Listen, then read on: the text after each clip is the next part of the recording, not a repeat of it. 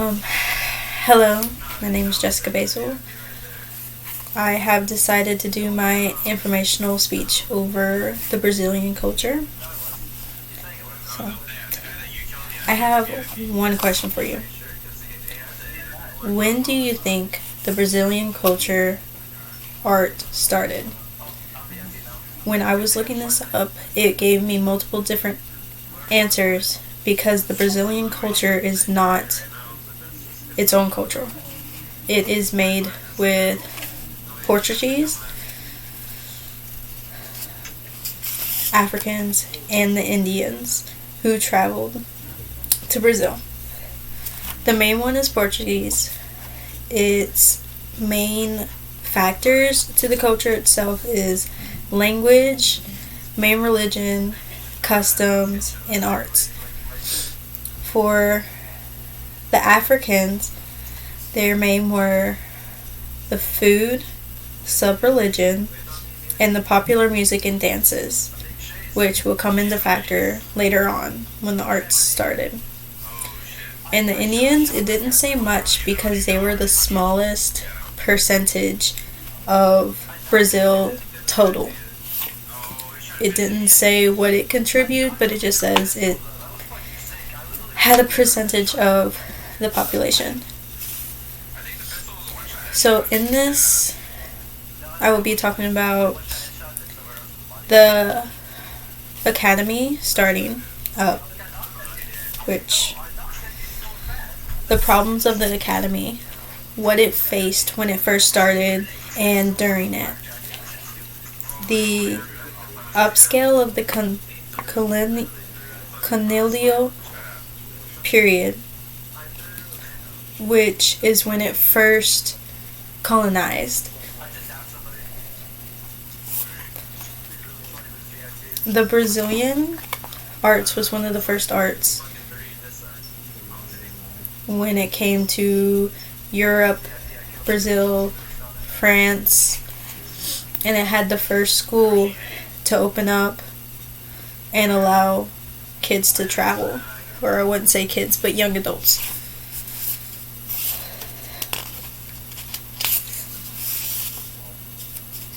When the academy was starting up, art itself was restricted. It was mostly about the church or religious beings or Jesus, something along that lines. It was always pushed to be like that. And if you wanted to be famous in that time, you would go for the religious factor, like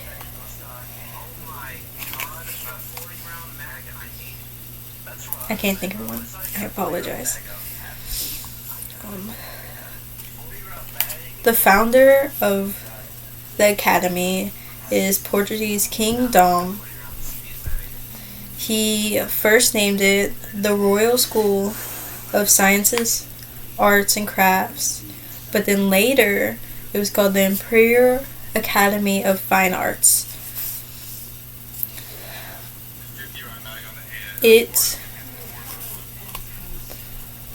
The academy followed the rules of Brazil and France and Europe, but mostly France. It started off with the first teachers, Nicholas A. Troni, Augustus Marie Troni, Augustus Matini, Jean B. Debret.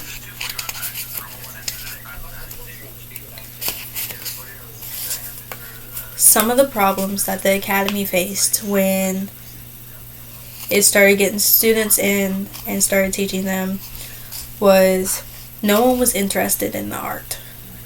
Everyone was interested into the Indian art.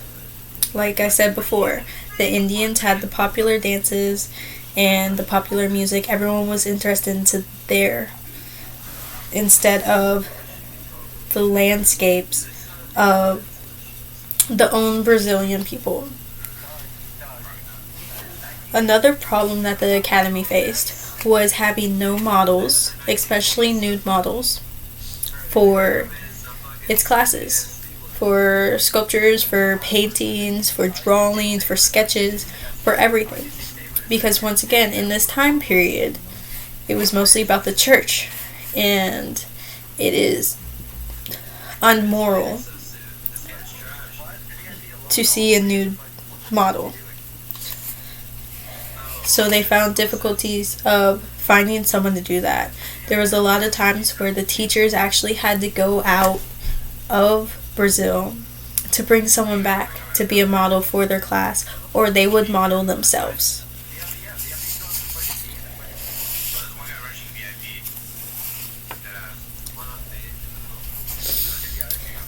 When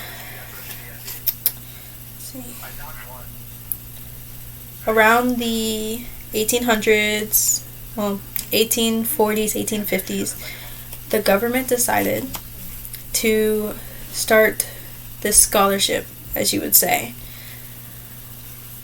It sticked with French tradition, but the government decided that every 5-10 years it would send a student to Europe.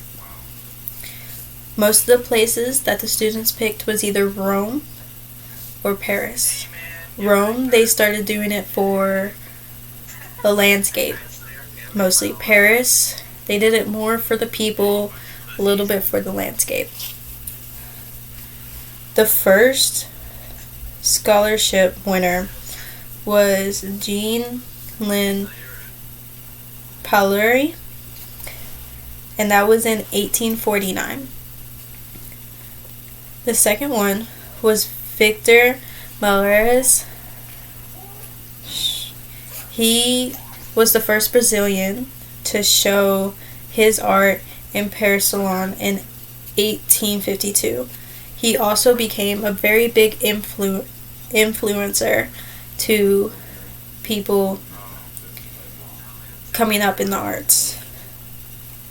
Severo de Costa was one of the most famous religious painters, and he won his scholarship based on that in 1868. Pedro Américo won a special scholarship in 1859. It did not I could not find information over why he received a special one or what the special one was. All I know is that it was a special scholarship. Rodolfo Bernaldi was a sculptor in 1876. He won his scholarship based on his dedication to art. His younger brother,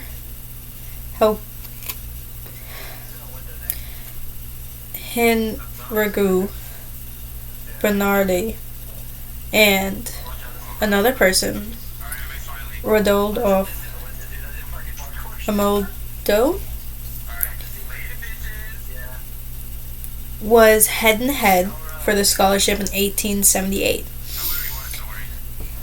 The school couldn't decide which scholarship to give him, so they wrote a letter to the government saying that they want both of them to have it, but the government was not allowing it, so they gave the scholarship to Rodolphe, which Rodolphe ended up studying in Paris, while Bernardi ended up studying in Rome with his older brother.